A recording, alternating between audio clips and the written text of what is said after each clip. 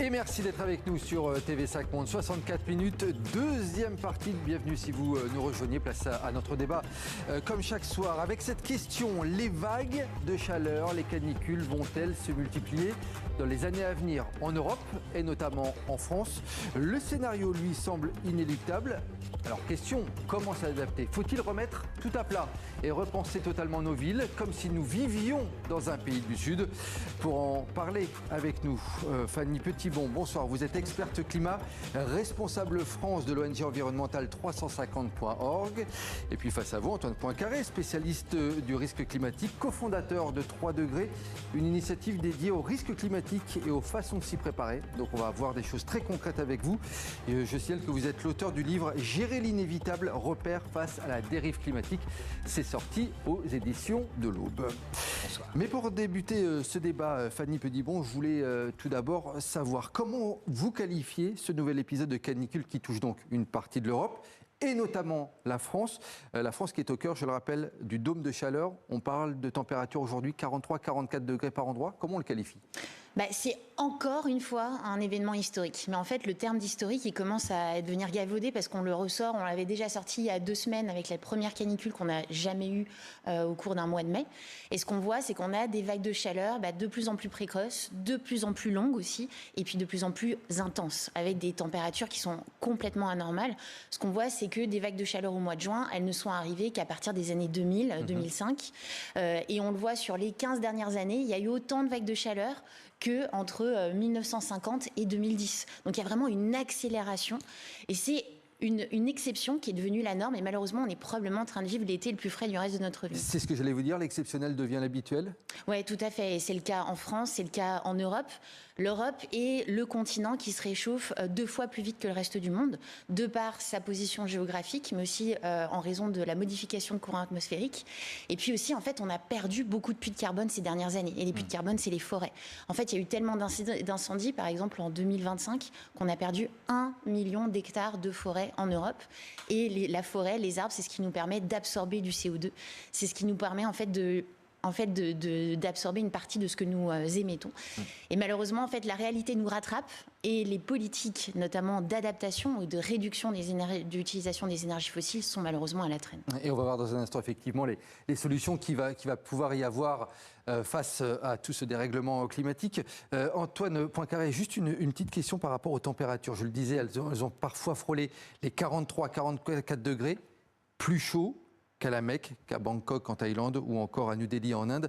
Là, je parle effectivement de la situation en France. Est-ce que selon vous, justement, pour rester sur le cas de la France, la France bascule dans un climat tropical avec des températures similaires à ce qu'on pourrait dire ces pays du Sud? Et donc la question, est-ce que la France devient un pays du Sud ?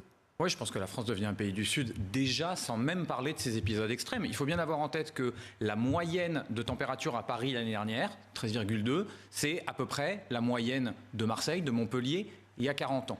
Donc en fait, sur les 40 dernières années, on a déjà glissé de 600-650 km. Et donc quand mon père buvait un pastis sur le port à Marseille dans les années 80, il avait le climat que j'ai moi aujourd'hui à Paris quand je m'approche de mes 40 ans. Voilà. C'est ça l'ordre de grandeur qu'il faut avoir en tête. Donc oui, on entre dans un climat qui est nouveau, des pics qui vont correspondre aux pics des pays que vous avez mentionnés, et puis une nouvelle normalité qui sera celle-là. La situation est particulièrement alarmante en Europe, comme vous le disiez, Fanny Petitbon, où il y a d'autres régions dans le monde, que l'on comprenne bien, qui sont touchées par un des cas similaires. Alors, elle est alarmante partout. Cette semaine, c'est l'Europe qui, évidemment, est sous les projecteurs. 2021, le dôme de chaleur de la côte ouest américaine, il faut s'en souvenir, c'est un truc absolument hallucinant. Un dôme de chaleur qui dure 2 semaines, donc plus long, on espère, nous, que ça durera plutôt une, on n'en est pas sûr.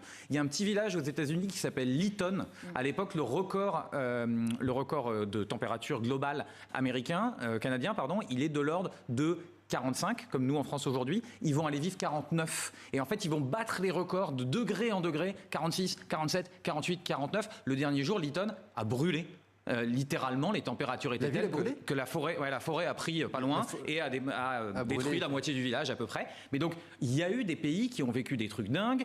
New Delhi, il y a encore 15 jours, c'est une semaine entière à 43. Une semaine entière. Donc, il ne faut pas se dire, évidemment, l'Europe se réchauffe vite, évidemment, on le voit, on le couvre. C'est en train d'arriver partout dans le monde à un rythme qu'on a du mal à anticiper. Et Fanny Petitbon, je rebondis sur un chiffre que vous disiez tout à l'heure. La fréquence des vagues de chaleur en France s'est grandement accélérée ces 15 dernières années. C'est ça qu'il faut avoir aussi en tête, c'est que les principales canicules, elles sont concentrées effectivement sur, depuis 2000 à peu près, c'est bien cela? Oui, à partir de 2010 à 2025, on a vécu autant de vagues de chaleur que pendant les 60 années précédentes. Donc c'est une fréquence par 4 en fait, tout simplement. Et ça, c'est le résultat de la crise climatique qui est alimentée par la combustion du pétrole, du gaz, du charbon. Et le problème, c'est qu'on reste toujours accro. On n'a pas suffisamment d'investissements dans le solaire, dans l'éolien, qui sont pourtant des énergies extrêmement compétitives, notre dépendance nous expose aussi à des crises géopolitiques, comme on l'a vu cette année. Et puis, ça continue de remplir les poches de multinationales fossiles comme Total Energy, pendant que des gens souffrent très concrètement. Et aussi, alors ils souffrent dans leur chair, mais ils souffrent aussi dans leur portefeuille, avec des factures d'énergie qui explosent, le prix à la pompe aussi qui augmente. Donc il y a besoin d'un électrochoc et il y a besoin d'investir dans l'adaptation aussi, bien sûr. Oui, parce qu'effectivement, une fois que l'on a posé ce constat, vous le dites, il faut réadapter entièrement notre quotidien, à repenser nos villes. Vous dites même que c'est une question politique désormais. Il faut que les politiques doivent prendre vraiment ce problème au sérieux. Là, on est vraiment face au mur. Ah bah bien sûr, je ne sais pas si vous avez vu la une de Libération ce matin qui disait, Christophe Cassou, qui disait qu'il faut politiser la canicule. Ce n'est pas un phénomène naturel ce qu'on est en train de vivre. C'est le résultat de décennies d'inaction climatique. Parce qu'on a des scientifiques qui nous préviennent, ça va arriver, ça arrive presque plus vite que ce à quoi on s'attendait. Et en fait, à la fin de chaque été, c'est l'amnésie totale. C'est l'amnésie totale. Donc, on apporte des petits pansements quand on aurait besoin de traitement de fond. Alors oui, on va avoir un président de la République qui va nous dire « faites attention à vous, buvez bien ». En fait, on n'en est plus du tout à ce stade-là. Il faut repenser la manière dont on produit, dont on consomme, dont on se déplace. Et en fait, l'argent n'est pas là. Il y a un fonds qui est extrêmement important qui s'appelle le Fonds vert, qui a été créé en 2023. C'est un fonds pour aider les collectivités locales, notamment à mener des projets de transition écologique, donc rénover des bâtiments publics pour que les gens soient protégés de la chaleur, notamment l'été. Ce fonds, il a été divisé en 3 ans. Donc, c'est clairement le message que l'État envoie aux collectivités, c'est débrouillez-vous. En fait, nous, on n'a pas l'argent et c'est absolument irresponsable de faire ça, surtout avoir envoyé ce signal-là après la première vague de chaleur qui nous a touchés fin mai. Antoine Poincaré, on comprend bien dans les propos de Fanny Petitbon qu'on est dans une urgence politique. Il va falloir des actions fortes désormais, mais comment on y arrive? Qu'est-ce qu'on met concrètement en place? Alors, je reviens sur le point de Fanny qui est important, il faut articuler les deux. C'est-à-dire qu'évidemment, là, il faut gérer la crise et il faut anticiper qu'il nous faudra plus de clim dans des hôpitaux, dans des écoles. Ça, c'est le quotidien, on va dire. Ça, c'est le quotidien. Et puis, il faut réfléchir à est-ce qu'on est OK d'avoir des toits blancs dans Paris ou ailleurs que dans Paris? Aujourd'hui, non, parce que vous comprenez, les toits en zinc, c'est le patrimoine immatériel de Paris et donc les architectes des bâtiments de France sont plutôt contre. Ça, c'est typiquement un truc qui va mal vieillir, par exemple, vous voyez, comme mesure. Il nous faut des volets partout, y compris dans le nord de la France. Il n'y a pas une maison sans volet. Dans le sud de la France, ça paraît complètement absurde, parce qu'on sait qu'une fenêtre exposée, c'est un radiateur. Bon, moi, j'habite dans un appart à Paris où j'ai pas de volets. Et si je veux installer des volets, il faut appeler ma copro et ça dépend de où je suis. Donc, pareil pour les clims, pour d'autres choses, c'est parfois un peu compliqué. Voilà, il y a un certain nombre de mesures. Certaines sont de l'ordre individuel. Il faut laisser faire aux gens un certain nombre de choses. Et puis, il y a des choses structurelles. La gare de Nantes, avec sa fameuse galerie là, qui ferme à chaque fois qu'il fait un peu chaud parce qu'elle a été intégralement faite en verre et que c'est littéralement une serre. Elle date de 2020. Donc, il faut se poser la question de quand on construit des choses qui sont là pour durer, des rails, des routes, comment on intègre ce réflexe-là. Mais l'articulation avec les causes, il est fondamental. On ne va pas s'en sortir juste en s'adaptant. Il faut qu'on accélère l'action sur les causes. Hier, sur une autre chaîne info, enfin pas une autre, sur une chaîne info, quand je suis rentré, il y avait 2 policiers et un climatologue, vous comprenez? Et donc 2 policiers qui débattaient de mais comment on fait l'interdiction d'alcool, la fête de la musique, etc. Très bien, gérons comment on gère le quotidien, mais en même temps, il faut qu'on ait un vrai débat sur le rythme auquel on considère mondialement qu'on va réduire nos émissions de gaz à effet de serre. Mais Antoine Poincaré, on a l'impression que ce discours, on l'entend depuis des années, mais que finalement, pas grand-chose ne change. Comment vous l'expliquez? Est-ce que c'est un manque d'action politique ou est-ce qu'effectivement, on n'est pas assez dans le concret désormais dans les prises de décision? Alors sur l'adaptation en particulier, donc sur la réduction des émissions de gaz à effet de serre, on ne peut pas dire que rien ne change. On est vraisemblablement dans les années de pic mondial. En France, dans les pays riches, on descend déjà depuis quelques décennies en réalité, pas assez vite certes, mais on descend. Et puis les pays en développement croissent, se développent, montent, tout ça s'équilibre, on est vraisemblablement au pic. Bien trop tard, on va mettre trop de temps à descendre, tout ça, mais il se passe des choses. La voiture électrique, le camion électrique, tout un tas de choses, des pompes à chaleur. Sur l'adaptation, on a un retard qui est dû au fait qu'on n'en parle pas depuis très longtemps de cette adaptation. En fait, ce débat, la France était un pays du Sud, on ne l'aurait jamais eu il y a 5 ou 10 ans. Et même dans les milieux écolos... C'est un sujet tabou même. C'était presque un sujet tabou, d'abord parce qu'on touche à un truc assez fondamental qui sont nos modes de vie. Vous vous souvenez, quand un président américain avait dit le mode de vie américain n'est pas négociable, il parlait des réductions de gaz à effet de serre, de voitures qui iraient moins vite, de voitures électriques. Nous, on dit un peu pareil sur l'adaptation. Notre mode de vie français, on a envie de pouvoir faire la fête de la musique un 21 juin, libre et sans contrainte. Donc, c'est en train d'arriver. Chaque canicule est un clou de plus dans le cercueil de nos modes de vie précédents, il faut bien qu'on l'admette, et puis faut accepter de changer, ça prend du temps, c'est culturel, il y a des politiques, il y a des entreprises, il y a des médias qui ont un rôle à jouer évidemment. Et puis certaines choses ne sont pas spécialement évidentes. Un chiffre, 50% des bâtiments en France ne sont pas adaptés aux vagues de chaleur. On se rend compte qu'effectivement il y a beaucoup à changer. On continue à construire des choses qui ne vont pas, il y a des gens qui bougent. Un exemple qui vous parlera peut-être, la SNCF aujourd'hui, les normes de climatisation qu'elle met sur ses trains, c'est celles qu'on mettait au sud du Maroc dans les années 2000. Donc en 25 ans, on construit aujourd'hui les trains qu'on construisait au Maroc. C'est ça la réalité sud en plus du changement climatique aujourd'hui. Je vais vous donner quelques petites idées concrètes que l'on pourrait mettre en place. Vous allez me dire si ce sont des bonnes pistes, des choses à mettre en avant. Fanny Petitbon, si je vous parle par exemple de la végétalisation des villes. La ville de Rome par exemple, elle va planter 1 million d'arbres d'ici 2027 pour réduire les îlots de chaleur urbaine. J'imagine que là vous validez. C'est une excellente idée. En fait, je ne sais plus qui l'avait dit sur un plateau, mais en fait, un arbre, c'est un climatiseur gratuit. Parce que il y a l'effet de ce qu'on appelle l'évapotranspiration. En fait, comme nous, les arbres transpirent, en fait, évacuent de l'eau. Et en évacuant cette eau, ils permettent de baisser la température autour d'eux, parfois de entre 5 et 6 degrés. Et ça compte. Moi, je le vois dans mon quartier. Là, je crois que d'ailleurs, on voit des images du 19e. Dès qu'on se promène dans un espace arboré, on est déjà mieux. Donc ça, c'est très important. Et il faut le faire de manière beaucoup plus intense que ce qui est fait aujourd'hui. Antoine Poincaré, vous validez également. Là-dessus, on parle dans le bouquin de Phoenix, qui est une ville qui a passé plus de 100 jours au-dessus aux États-Unis, plus de 100 jours au-dessus de 100 Fahrenheit. 100 Fahrenheit, c'est 38. Et 100 jours, c'est 3 mois. Donc 3 mois au-dessus de 38 degrés. Et lui, il dit... Aujourd'hui, planter un arbre dans cet endroit-là, moi, je ne sais pas faire. Et si j'y arrive, il va mettre 10 ans à me faire un peu d'ombre et ça va demander une quantité d'eau dingue. Donc, il y a aussi des villes qui disent, en fait, l'urgence, c'est l'ombre. Et on peut penser par exemple à Toulouse. Toulouse, ils mettent maintenant des ombrières un peu partout en tête pour générer de l'ombre dans la ville. Et ça, on va en avoir besoin. Le sud de l'Espagne, c'est des endroits où il y avait comme ça des tentures au-dessus des rues pour générer de l'ombre partout avant. Et puis c'est passé parce qu'on s'est dit qu'on allait oublier. Vous parlez d'Espagne. Je vais vous donner un autre exemple en Espagne. Est-ce que vous validez ou pas les réseaux d'abris climatiques? C'est des réseaux qui offrent des espaces pour se rafraîchir quand les températures deviennent étouffantes. Alors est-ce que ça, c'est une bonne solution temporaire selon vous? Non, c'est une bonne solution et ça va durer. Tout le monde n'aura pas de clim chez soi demain. Ça va mettre quelques décennies probablement. Et donc ça, c'est un peu le sujet du droit à la fraîcheur. De même qu'on a finalement un plan grand froid en France. On dit qu'on ne veut pas que des gens meurent de froid et donc on déclenche un certain nombre de protections. Il faut des plans grand chaud. Un plan grand chaud. Et ce plan grand chaud, ça veut dire permettre à des gens, à moins de 5-10 minutes à pied de chez eux, d'avoir un point de fraîcheur gratuit. Et oui, bien sûr, ça fait partie des solutions qui commencent à émerger. Fanny Petitbon, en Espagne, toujours. J'ai l'impression que l'Espagne est assez en avance sur ces sujets. Une mesure qui existe déjà depuis fin 2024, ce qu'on appelle les congés climatiques. Les écologistes en France veulent d'ailleurs importer cette mesure dans notre pays. En 2 mots, qu'est-ce que c'est le congé climatique et est-ce que c'est une bonne mesure selon vous ?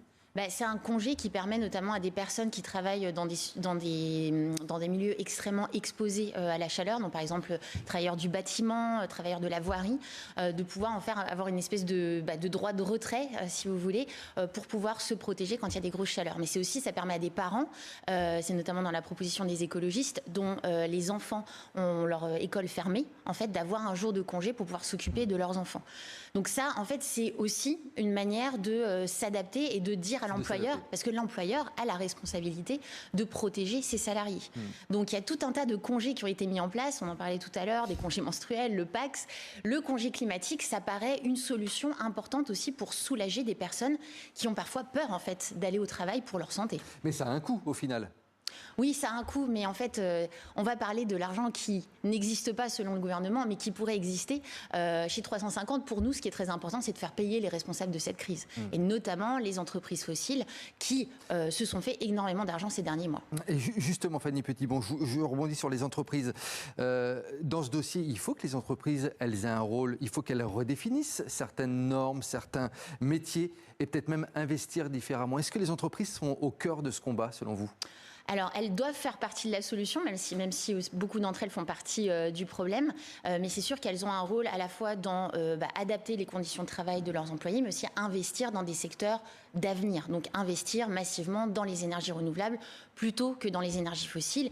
Et en France, on le voit encore, il y a encore beaucoup de banques, notamment, qui investissent dans les énergies fossiles, alors même qu'il y a des engagements qui ont été pris avec l'accord de Paris, qu'il faut arrêter cette expansion. Donc oui, elles ont un rôle à jouer, mais elles ont parfois encore besoin d'être poussées, et donc l'État a un rôle de régulateur aussi. Ouais, là-dessus, il y a une difficulté. C'est quand même que si on les laisse faire toutes seules, les entreprises, elles vont tout faire pour continuer à faire exactement ce qu'elles font le plus longtemps possible en situation dégradée. D'accord ? Et ça, c'est vrai d'un hôpital ou d'une usine de production de soda. Si en revanche on se dit qu'à un moment il y aura des ressources finies qu'il faudra arbitrer et qu'on a envie qu'en France, bah oui, ce soit l'hôpital d'abord et avant tout entre guillemets, ou l'école d'abord et avant tout, et puis le reste avec ce qu'on a encore. Bah là il va bien falloir un État régulateur au milieu. Vous avez eu des cas en Espagne plutôt négatifs, on peut le dire. À l'inverse, ils ont une grosse sécheresse à Barcelone et dans la région depuis quelques années, là qui vient de se terminer. C'est les hôtels qui se sont jetés en priorité sur les désalinisateurs pour faire de l'eau pour des piscines. Et donc c'est toute cette eau qui à un moment n'est pas vue par d'autres gens, vous voyez ce que je veux dire ? Et donc cet arbitrage-là, on ne peut pas laisser aux entreprises le soin de se taper dans la main. Et donc il faut bien se mettre en tête que s'adapter, c'est pas se battre pour garder exactement le même mode de vie dans les mêmes conditions, en particulier quand il fait 40, c'est arbitrer et c'est décider qu'est-ce qu'on veut garder, qu'est-ce qui est prioritaire et sur quoi on est prêt à faire des compromis. Perdre d'un côté, effectivement, pour gagner de l'autre, c'est un petit peu le message que vous faites passer. C'est un projet politique à ce sens. Poincaré. Justement, Antoine Poincaré, est-ce qu'il y a un pays, selon vous, modèle dont la France, dont les pays européens pourraient s'inspirer sur cette gestion du changement climatique ? Alors, il n'y a aujourd'hui pas de pays modèle pour la simple et bonne raison que, c'est une phrase de Valérie Masson-Delmotte, les climatologues, on trottine derrière un climat qui galope. C'est-à-dire que aucun pays n'a vu dans le passé son climat changer aussi vite que ça. Et donc même des pays très chauds, ils passent à très très très chaud, vous voyez. Donc ça se dégrade un peu partout. En revanche, puisque, comme on le disait, on est en train tout doucement de devenir un pays du sud de l'Europe ou un équivalent pays du sud de l'Europe, il y a des gens en Italie, en Espagne, qui ont une tradition millénaire de vivre avec les températures qu'on a. Mais c'est des choix d'architecture, c'est des choix de mode de vie. Ils font des pauses le midi considérablement plus longues, ils travaillent plus tard le soir, plus tôt le matin. Et c'est dans ces pays-là qu'on peut aller chercher. Autour de nous, évidemment, on pense Italie, Espagne, Grèce, et on peut aller chercher évidemment plus loin dans les pays du Golfe. Mais quand vous entendez, ça semble un petit peu utopique et on ne va pas pouvoir raser complètement les traditions, l'architecture, notre quotidien, par exemple en France. Ça va se faire sur plusieurs générations. Comment vous imaginez le scénario de votre côté ? Alors, on n'a pas plusieurs générations. Si je fais un enfant demain, il faut bien avoir en tête que 2100, il est à la retraite. Mais seulement à la retraite. Donc en fait tout va se jouer sur la génération, la mienne grosso modo, et celle de mes enfants. Donc non, ça se joue sur 2 générations. On va pas tout raser, mais on va pas non plus rien changer. Donc on va apprendre, l'agriculture, disons-le rapidement, elle n'aura pas le choix que de changer. On va pas climatiser des champs. Vous comprenez bien qu'à un moment, ce qu'on fait pousser aujourd'hui en France, on pourra plus le faire pousser dans 20 ans, dans 30 ans. Et donc soit on décide que rien ne change jamais et on va importer toujours la même nourriture qui poussera dans le nord de l'Angleterre ou en Norvège, soit on a envie de faire bosser nos agriculteurs et de manger ça, et on arbitre, et ça veut dire réfléchir un peu différemment. Donc vous avez raison, il y a un déjà là avec lequel il faut vivre. La ville, on ne va pas la remplacer d'un claquement de doigts. Par contre, il faut très rapidement se mettre à cette question-là, et on revient sur cette histoire. Les choses nouvelles qu'on construit aujourd'hui sont encore, dans la plupart des cas, non adaptées au changement climatique. C'est hallucinant. Donc fabriquer des choses dans les années 2020, il est évident que ça devrait être pensé pour le climat de 2100. Fanny Petit, je vous laisse le mot de conclusion. S'il y avait une mesure, effectivement, un changement que l'on pourrait rêver, que l'on pourrait imaginer pour le monde de demain, vous, quel serait votre rêve si vous aviez une baguette magique comme ça qu'on pourrait changer ? Pour moi, ce serait vraiment la rénovation thermique, que ce soit des bâtiments publics comme des hôpitaux, des écoles, mais aussi les logements sociaux, les logements étudiants. C'est insupportable de voir... numéro 1. Priorité numéro 1. C'est impensable de voir des personnes vulnérables être autant maltraitées par l'État. Et ça peut être possible dans les années à venir, selon vous? Ah, bien sûr, l'argent, il peut être retrouvé, notamment en allant taxer les entreprises fossiles. Donc c'est possible et c'est primordial. Antoine Poincaré, je vous laisse également votre rêve le plus fou.